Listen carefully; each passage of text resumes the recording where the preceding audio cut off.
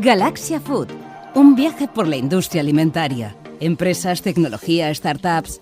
Un ecosistema innovador y vanguardista que te invitamos a descubrir de la mano de la cadena SER de La Rioja y de Cluster Food Masí. Con Beatriz Romanos y Víctor Espuelas. En un escenario global marcado por la incertidumbre, la industria alimentaria navega en tiempos complejos. Inflación persistente, disrupciones en las cadenas de suministro y una situación geopolítica que añade todavía más incertidumbre. Es un panorama al que hay que sumar otros desafíos internos, como afrontar el relevo generacional, cómo integrar la tecnología sin perder el pulso del día a día, si es necesario repensar los modelos de negocio tradicionales o cómo adaptarse a un mercado que ya no funciona con las reglas de siempre. Para elaborar este capítulo nos hemos desplazado a Bilbao, a la feria Food for Future, un escenario clave para la innovación y la tecnología en el sector alimentario. Este vibrante universo FoodTech nos ha permitido escuchar y acercarnos a algunos de los máximos responsables de la industria alimentaria española. Queremos conocer cómo están leyendo este momento, qué están haciendo, cómo responden a esta incertidumbre y cómo la innovación se convierte en una herramienta clave para seguir avanzando, incluso cuando el terreno no es del todo firme. Así es, Víctor. No solo les hemos preguntado qué les preocupa, sino, y quizá más importante, qué les ocupa. Vamos a hablar de temas cruciales como son la tecnología, la eficiencia, la colaboración, las oportunidades que surgen más allá de los caminos tradicionales y también de personas y de relevo generacional. Pero sobre todo vamos a poner el foco en la visión estratégica, en esa capacidad y quizá también la necesidad hoy en día de liderar con una mentalidad abierta y una flexibilidad estratégica para abordar estos tiempos convulsos que vivimos. Vamos a presentar a los invitados que nos acompañan en este viaje. Roselyne Chan, responsable de Corporate Affairs del grupo Apex, dedicada a la elaboración de patatas fritas y aperitivos y con un posicionamiento muy claro, alimentar los momentos felices, como reza su lema. También está Elena Martínez, CEO de Martínez Somalo, una empresa con una larguísima trayectoria que celebra en estos momentos su 125 aniversario desde una pequeña localidad de La Rioja, Baños de Río Tobía, desde donde sus embutidos y jamones viajan por buena parte del mundo. Y por último, Daniel Palacios, socio fundador y consejero de Tutti Food Group, empresa navarra con 38 años de historia dedicada a los platos preparados congelados. Y lo que vamos a ver con todos sus comentarios es que esto ya no va solo de reaccionar. Adaptarse ya no es suficiente. Hoy en día las empresas necesitan anticiparse. Arrancamos.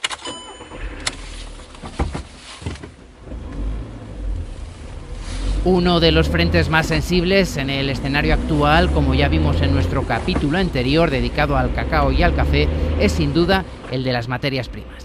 Efectivamente, como dices, el cambio climático, la tensión geopolítica, los costes energéticos y la falta de estabilidad en esas cadenas de suministro de las que hablábamos están poniendo mucha presión y están obligando a las empresas a reformular sus estrategias y a anticiparse. Se trata de abordar esto en diferentes líneas, desde la financiación hasta la verticalización, como precisamente nos explican Daniel Palacio de Tutti Food y Roselyne Chane del grupo Apex. Afecta muchísimo la situación geopolítica. Antes de la guerra de Ucrania ya empezamos a vivir una escalada en la subida de materias primas y la energía tremenda. Luego ya con la guerra de Ucrania, pues el tema de los cereales, el aceite de girasol se puso por las nubes, hubo muchísimas materias primas que duplicaron su coste. Una cosa que sí teníamos muy clara es que hemos apostado desde hace años en verticalizar la cadena de suministro. Entonces, hasta hace poco se hablaba mucho del tema del campo a la mesa, ¿no? Sí que este trabajo con el campo lo hemos ido haciendo. Acuerdos directos con agricultores, con cooperativas agrícolas y en diferentes regiones. Entonces, las empresas tuvimos que trasladar en la medida de lo posible esos costes a nuestros clientes, pero claro, éramos conscientes de que no todo se podía trasladar, o sea, habría que aguantar de alguna manera es el tirón, pero claro, al final era insostenible aguantar, o sea, hay que tener las espaldas muy anchas y muy bien cubiertas. Nosotros, gracias a Dios, nos habíamos dotado de una financiación, o sea, vimos venir los problemas con el COVID, vimos lo que venía, nos endeudamos precisamente para tener un colchón financiero importante y hemos podido aguantar, pero luego finalmente, claro, los márgenes se han visto muy castigados. Lógicamente, a pesar de estos esfuerzos, esta volatilidad termina afectando al precio final. En ocasiones, el encaje no es fácil y se produce una distancia difícil de salvar entre lo que cuesta producir y lo que el mercado está dispuesto a pagar. Ahí entran en juego otros elementos clave: las políticas de los retailers para contener precios de cara al consumidor y también una percepción generalizada y difícil de desmontar sobre lo que deberían costar los alimentos. Efectivamente, y todas estas cosas al final lo que hacen es generar tensiones entre los diferentes actores de este sistema, de esta cadena de valor. En algunos casos, como nos contaba Rosalind Chané, ha habido comprensión y colaboración por parte de los distribuidores, los dueños de los supermercados, las cadenas de tiendas, etcétera. En otros, a lo mejor la presión se ha trasladado directamente al proveedor. Y es que no es fácil sostener esa carga, especialmente si se trata de una empresa pequeña, como también nos subraya Elena Martínez. El precio y el tamaño siempre son un obstáculo. Lo que pasa que yo creo que nos hemos acostumbrado, bueno, ahora ya con la inflación que ha habido y el incremento del precio de los alimentos, pues ya se puede decir menos esto, pero es que los alimentos tienen que tener un precio. Lo que sucede es que estamos en un mundo en el que queremos alimentarnos, queremos irnos de viaje, queremos tener los últimos aparatos electrónicos, queremos tantísimas cosas y queremos eso, que comer, que es una de las cosas más importantes para un ser humano, o sea, más importante, si no comemos nos morimos, pues resulta que encima queremos que sea muy barato. Y esto sí que nos mata, ¿no? Entonces también ahí las pymes tendremos que tomar las decisiones pertinentes en los momentos adecuados, que es, mira, yo si no me compras tendré que buscar otros clientes y me voy.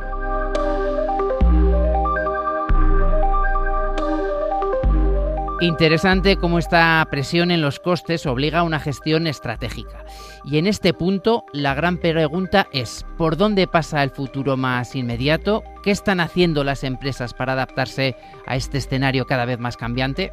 Vamos a ver algunas de las claves que nos han compartido nuestros invitados. La primera y fundamental tiene que ver con ese espíritu innovador y con una inquietud constante. Como nos decía Daniel Palacio de Tutti Food, la innovación ha sido para ellos por auténtica necesidad. El primer punto clave yo creo que es la innovación. Nosotros hemos tenido una historia de innovación, pero innovación por necesidad, ¿no? Yo decía, la necesidad agudiza el ingenio, y es que es una frase hecha, ojalá que fuera mía, ¿no? Esa frase, ¿no? Pero es que es verdad, o sea, uno no tiene otras narices que seguir adelante, y cuando tienes esa dificultad tienes que echarle mucha creatividad. Pero no es solo creatividad a ciegas, es una innovación con conciencia y consciencia, identificando de forma estratégica dónde y cómo aplicar la innovación, partiendo siempre, eso sí, del análisis y el seguimiento de la estrategia y el objetivo. Así es. Y Daniel nos lo explicaba con una fórmula, vamos a decir que mágica, que creo que más de uno nos vamos a notar.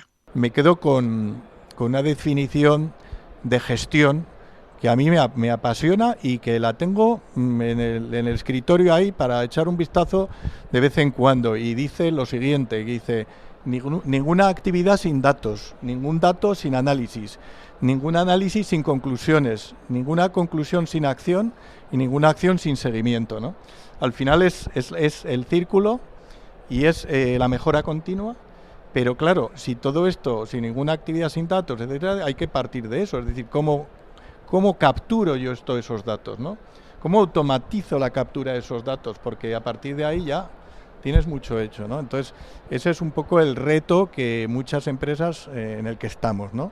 Parece que esta optimización es vital porque, como nos apuntan, cuando los costes se disparan y los precios de venta apenas se pueden mover, a las empresas no les queda otra que mirar hacia adentro. Hay que revisar cómo se trabaja, recortar lo que no aporta y afinar cada proceso.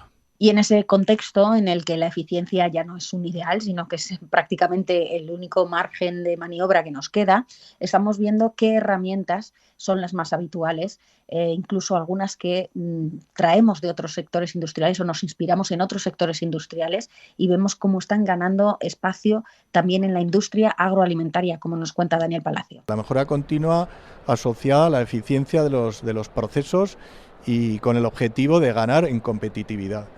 Cuando tienes márgenes amplios, pues esto no te preocupa tanto, ¿no? Porque esos márgenes amplios te ocultan muchas ineficiencias. Cuando resulta que los márgenes se estrechan, te das cuenta que la palanca para poder mejorar es, ¿no?, salvar esas ineficiencias, y nosotros estamos implantando el método Lean Production, que está en la industria, en la empresa industrial está muy establecido, pero no tanto en la industria agroalimentaria. Al final la metodología Lean Production es ganar 100% en eficiencia, ¿no? y quitar del proceso todo aquello que quita tiempo y que resta esa eficiencia. Tendencia que no se queda exclusivamente en la gran empresa, al contrario, si la empresa de menor tamaño quiere seguir siendo relevante, ha de jugar también la baza de la eficiencia. Otro de los retos va a ser la eficiencia en los procesos. Evidentemente estamos compitiendo ya en las grandes cadenas y en otros países con empresas con muchísima capacidad de inversión y nosotros tendremos que ser igual de eficientes que ellos, con inversiones acordes a nuestro tamaño, es decir, abordar ese crecimiento. Cuando hablamos de eficiencia, la tecnología es ya parte estructural de la estrategia. No se trata solo de automatizar tareas, sino de tener visibilidad real sobre lo que ocurre en cada línea de producción, en cada cliente, en cada producto. Sin eso es imposible afinar costes o anticipar decisiones. Y actualmente lo que estamos viendo es que ese nivel de control ya está al alcance de muchas empresas que están incorporando herramientas de inteligencia artificial en áreas como por ejemplo las compras o la planificación. Ya no es teoría, ya no es lo que vemos a otros hacer, son pasos concretos que nos permiten actuar con más agilidad y sostener los márgenes en este entorno complicado que estamos describiendo. Contamos mucho con la tecnología como factor que nos ayuda de hecho a controlar los precios. Esto que estamos diciendo, que es muy difícil en un entorno de inflación y de un producto que va a gran consumo, ¿no? De que sea pues, un precio volátil. Prevemos de forma natural con que vayamos a optimizar los procesos para seguir siendo pues, económicos para el consumidor final. Entonces, esto sí que lo incorporamos también en los cálculos de costes. Aunque la tecnología es importante y vemos que cobra un papel cada vez más relevante, no podemos olvidar que las empresas son personas, que las dirigen personas que quieren llevar sus productos al mercado para acercarlos a otras personas. Y esto no hay que dejar de tenerlo nunca en cuenta. Y no estamos hablando solo de una cuestión de relevo generacional, sino de qué conocimientos y qué capacidades puede aportar cada generación. ¿Cómo podemos atraer a aquellas generaciones que complementan lo que nos hace falta? Y por otra parte, ¿cómo podemos ofrecer oportunidades atractivas para que esos profesionales quieran estar en nuestras empresas y también en las zonas, en las regiones donde están nuestras empresas? El incorporar a los jóvenes dentro de nuestras organizaciones, entonces trabajamos mucho porque hay un gap generacional, ¿vale? Y esto también va vinculado a un esfuerzo que se está haciendo también de incorporar nuevas tecnologías en el grupo. Toda esta parte de digitalización, es verdad que lo hemos oído pues, durante años y años, ya no es sorpresa para nadie, pero parece que este último año, de repente, ya sí que sabe utilizar la gente ChatGPT, y lo que hemos podido ver, y otras cosas, es que fíjate que son estos jóvenes que entran, que ya vienen con todo esto incorporado y nos van enseñando a nosotros los más mayores, ¿no? Entonces, es una forma casi amena de ver cómo se incorporan también, así que creo que esto se está haciendo bien. Me parece súper interesante esta visión de complementariedad generacional. En otras ocasiones, cuando hemos estado hablando con responsables de la industria, nos han trasladado una cierta inquietud que tienen algunas empresas por salvaguardar el conocimiento que tienen las generaciones que han hecho posible esa empresa, ese acervo de expertise, de conocimiento y experiencia que ha hecho una empresa convertirse en lo que es hoy. Y algunas de ellas están buscando precisamente en la tecnología una posible solución para que cuando estas personas que ahora mismo atesoran ese conocimiento tengan que dar un paso a un lado, un paso atrás, ese conocimiento que tienen no se vaya con ellas, sino que realmente se quede dentro de la empresa. Se está buscando en la tecnología precisamente cómo puede ayudar en este campo. Y hablando de personas, qué importante es mantener la población, todo un desafío en una localidad riojana como es Baños de Río Tobía, con apenas 1000 habitantes. Elena Martínez dice que es un camino nada fácil de transitar. Nosotros lo primero que tenemos que recalcar es que estamos en un entorno rural y esto será muy definitivo en orden al crecimiento. Nosotros queremos seguir dando riqueza a nuestro entorno y en ese sentido son muy importantes las personas que van a querer trabajar con nosotros y las vamos a tener que cuidar y las vamos a tener que atraer. Esto me consta que está siendo un problema importante en otras empresas. En este momento nosotros es algo que, digamos, lo tenemos controlado, pero somos conscientes de que será uno de los retos.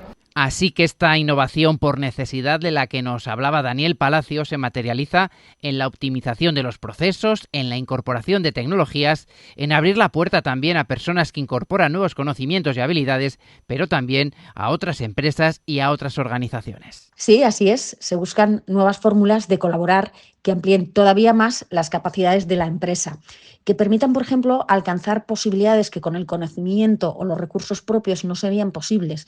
Es una amplitud de miras que lleva a abrir esas puertas pues, a centros tecnológicos, a startups, a clústeres que agrupan a las compañías para impulsar este ecosistema innovador y apoyarse en la inteligencia colectiva. Bueno, yo creo que las pymes tenemos que encontrar nuestro camino, cada uno el nuestro, ¿no? Nuestro nicho de especialización.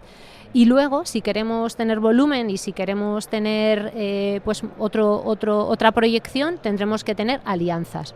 Eso por una parte. Y luego, por otra parte, pues en temas de innovación tenemos que estar sí o sí. ¿Por qué? Pues porque quizás nuestro tamaño nos permita ser más flexibles y más ágiles para estar en proyectos, para aprender y para poder introducirnos a veces en ese tipo de líneas que la administración apoya, y creo que ahí sí que hay camino para seguirlas, ¿no? Entonces, bueno, todo hay que buscar el camino. No es fácil, pero siempre creo que te puedes ayudar o bien de un centro tecnológico o bien de tu propio equipo para estar siempre aprendiendo, ¿no? La colaboración es importantísima en todas las áreas. O sea, primero en la actividad comercial es una cadena. O sea, tu cliente te exige puntualidad, te exige calidad, te exige certificaciones y tú, por tanto, se las exiges a tu proveedor.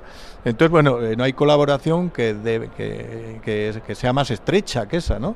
La colaboración entre tus proveedores y tus clientes, y tú ahí estás entre medio, ¿no?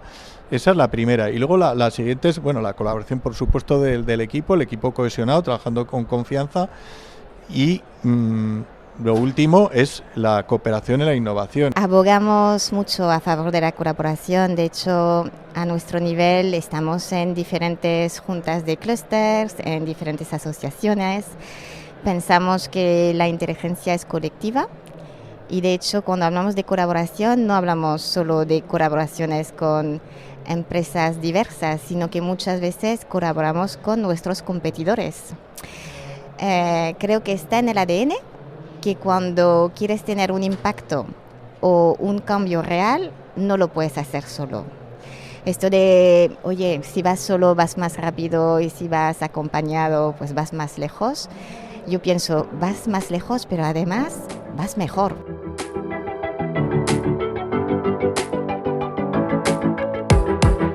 Al final, todo lo que estamos hablando, tecnología, eficiencia, colaboración, tiene un punto en común: estar preparados para lo que viene, pero también para lo que no se ve venir. Y ahí, según nos están contando estos responsables de la industria alimentaria con los que hemos estado hablando, es que la clave no está solo en las herramientas, aunque son importantes, sino en la mentalidad. En tener una cultura que no se aferra al plan original, sino que sabe moverse, sabe cambiar, sabe adaptarse. Una cultura que entiende que innovar es también eso, saber reaccionar a tiempo. Roselyne Chane lo resume a la perfección. Para ella, hoy adaptarse no es una opción, es parte de estar vivo. Yo creo sinceramente que si no haces cambio de plan, es que no tienes un equipo directivo, porque hoy adaptarse es natural, y es lo que hace que seamos vivos. Las cosas no pueden ser tan fijas y realmente creo que es clave en cualquier organización poder adaptarse rápidamente. Y si algo queda claro después de todo este recorrido es que los retos son muchísimos, pero también lo son las respuestas. Y es que lo hemos escuchado tanto en las conferencias como en los pasillos de Food for Future y en esta conversación con quienes están al frente de las decisiones. Lo que hoy ocupa a los responsables del sector alimentario no es solo cómo resistir, sino cómo transformar sus empresas y la industria. Hemos hablado de cómo adaptarse a un entorno cambiante, de cómo ganar eficiencia, de cómo aplicar tecnología con sentido, pero también de personas, de visión y de cómo construir desde la colaboración. Porque el futuro del sector no se construye con certezas, sino con la capacidad de adaptación, con estrategia, con innovación y con una mentalidad que sepa moverse entre lo previsto y lo imprevisto. Así es como nos lo han contado. Así es como nos lo han contado y nosotros damos las gracias por acompañarnos otra vez más en este nuevo capítulo de Galaxia Food. Nos escuchamos muy pronto. Podcast promovido por Cluster Food +I, gracias al proyecto INCREA financiado por el Gobierno de La Rioja y cofinanciado por la Unión Europea.